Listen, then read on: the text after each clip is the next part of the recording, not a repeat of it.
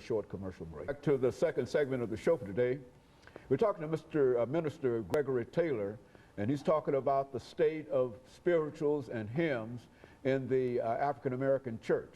And of course, Brother Taylor, we had an opportunity to deal with that first segment and to talk about what you consider to be the state of spirituals and hymns in the African American church. And I think that during that last part, you mentioned something about the distinction between the mass choir and the sanctuary choir. Let's explore that for a while. Okay.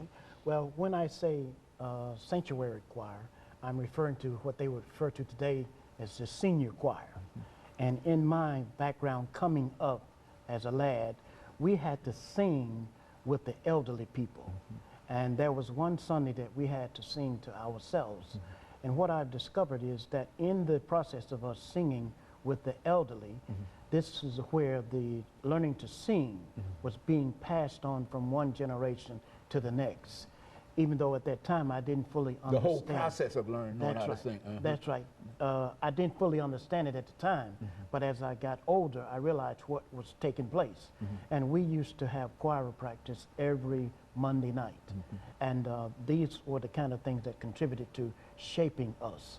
And I can remember when I say mass choir, during the 60s period, the people came from all the churches around the community, and they formed the mass choir. And this is when the sound, the rocking and the clapping and the marching began. And every time I see that today, I get the feeling that look like they're trying to jump start the civil rights movement, you know, by the rocking, massing, and the marching and rocking this year. It just appears that this is what is taking place in the worship, or the worship has become complementary to what took place in the civil rights movement. And I'm not knocking the civil rights movement. It might have been right for the time. That's right. Is that what you're saying? For the civil rights movement, but it's not appropriate. Yes, for what they were doing. It was appropriate. And there is a term that is called reclamation. You know, when you dig for coal, it is required that you put something back in the ground that is equivalent to what was taken out.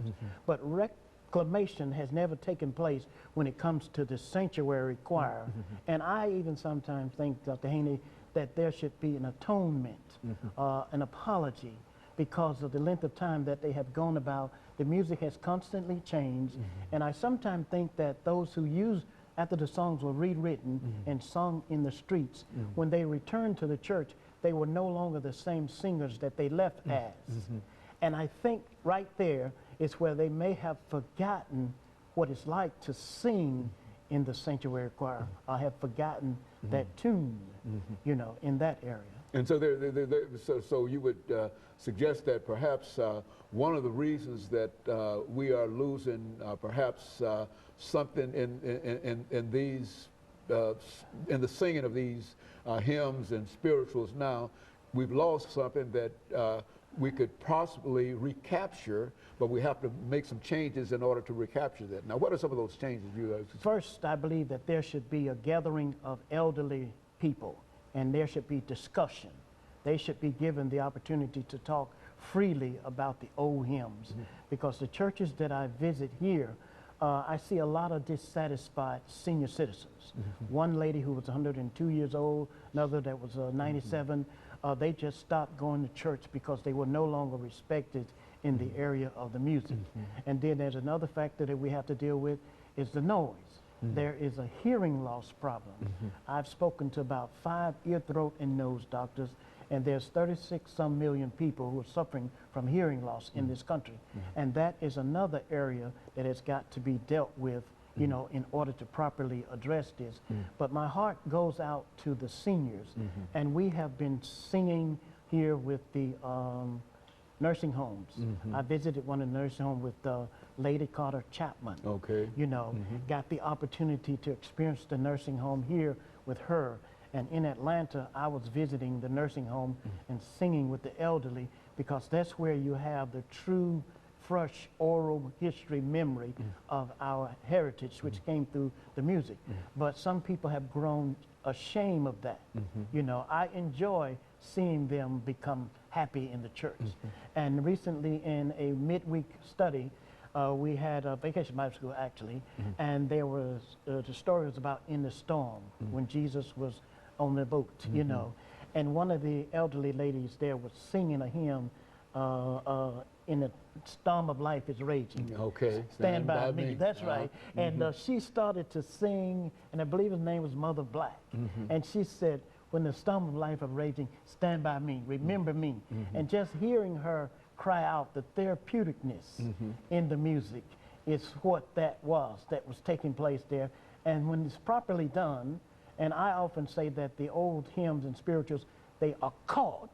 They're not taught, you know. Okay. I understand. I see exactly what you're saying. And in order for it to be caught, it has got to be, the atmosphere has got to be properly, proper and properly presented. And so what you're suggesting is that there ought to be a revisit in a real sense back to some of these. Well, now, do you find that most of the changes between the old and the new has to do with the tunes, and I mean the words?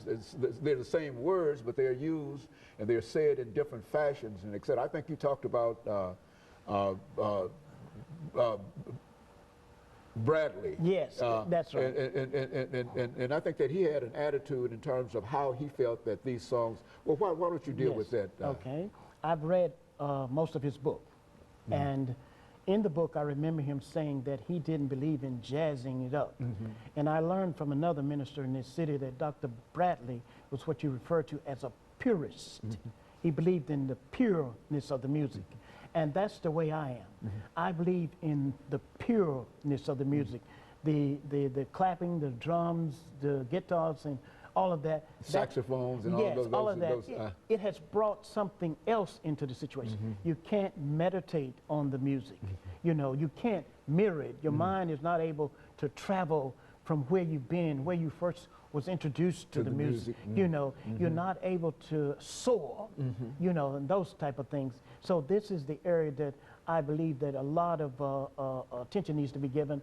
And I have also presented Dr. Bradley to the Postal Service to get a postage stamp in his honor, Black Heritage stamp. And the purpose of this is to bring his music, attention to his music.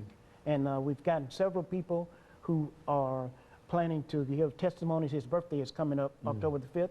And several people will be writing in on that regard. Okay, and Brother Taylor, let's take this final commercial break. Okay. Then we'll come back for 10 minutes. But we understand exactly what you're saying, and we would like to have you simply promote that during this next segment. And we'll be back following this short commercial break. Hey, we're talking to.